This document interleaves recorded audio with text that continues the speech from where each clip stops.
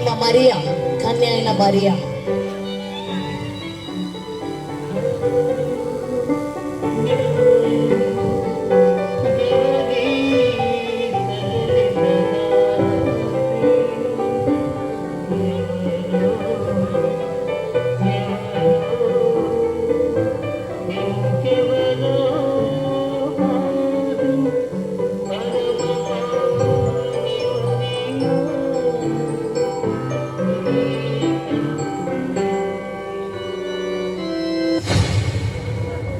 దయాప్రాప్తురాలా, నీకు శుభము. ప్రభువు నీకు తోడై ఉన్నాడు.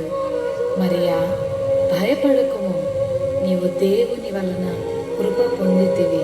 ఇదిగో, నీవు గర్భము ధరించి కుమారుని కని ఆయనకు యేసు అని పేరు పెట్టుదు.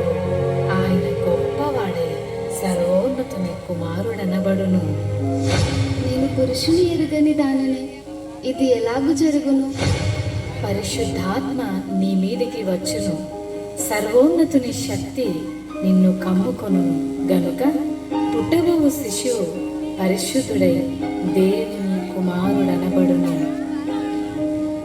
ప్రభు దాసురాలని, నీ మాట చెప్పున నాకు జరుగును గాక. యోసేపు నీతిమంతుడై ఉండి ఆమెను అవమానపరచనలక రహస్యముగా ఆమెను విడనాడని ఉద్దేశించాను. అతడు ఈ సంగతులను గూర్చి ఆలోచన చేయుచుండగా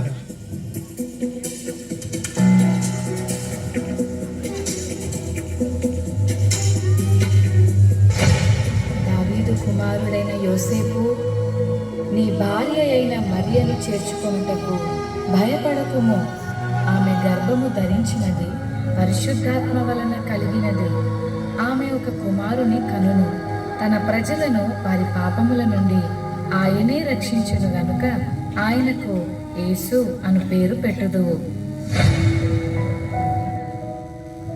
యోసేపు నిద్ర మేలుకుని ప్రభువు దూత తనకు ఆజ్ఞాపించిన ప్రకారం చేసి తన భార్యను చేర్చుకొనెను.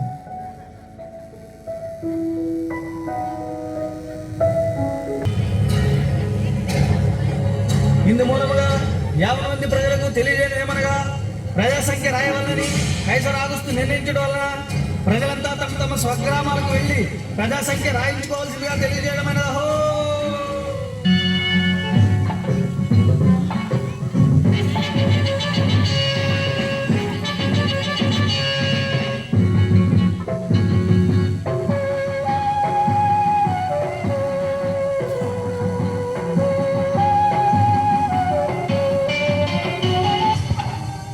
అమ్మా, నా భార్య నిండు చూడాలి. మీ ఇంట్లో కొంచెం స్థలం ఇస్తారా? క్షమించండి అయ్యా, మేమే చాలా మంది ఉన్నాం. మా ఇంట్లో మీకు స్థలం లేదు.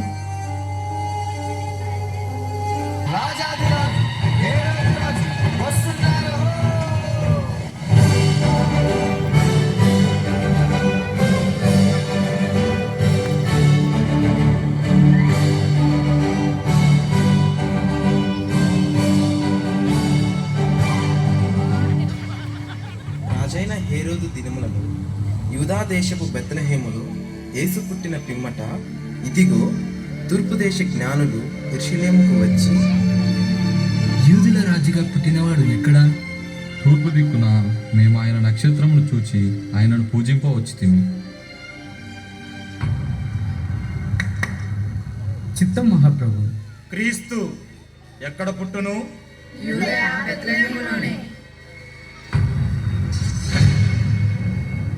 సరే, మీరు వెళ్ళి ఆ శిశువు విషయమై జాగ్రత్తగా తెలుసుకొనగానే నేను వచ్చి ఆయనను పూజించినట్లు నాకు వర్తమానము తండి.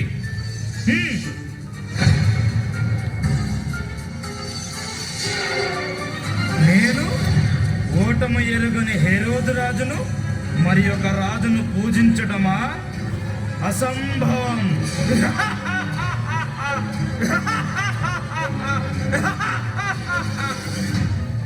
ఆ దేశంలో కొందరు గొర్రెల కాపరులు పొలంలో ఉండి రాత్రి వేళ తమ మందను కాచుకొని చుండగా,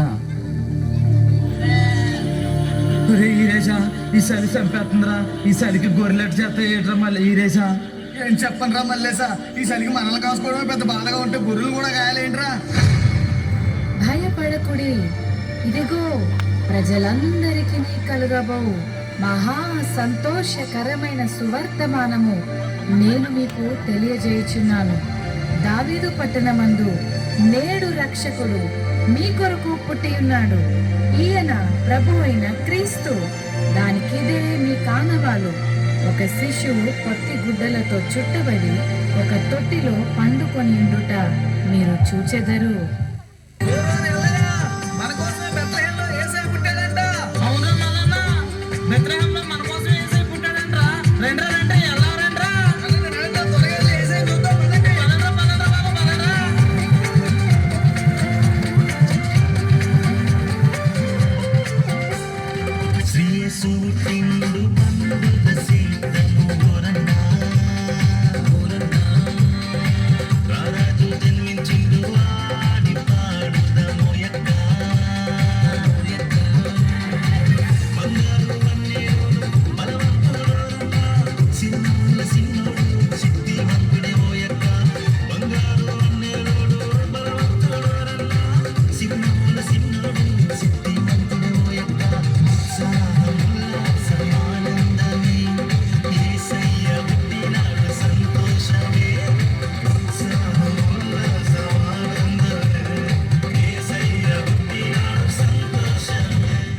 వీళ్ళంతా ఎక్కడికి వెళ్తున్నారు?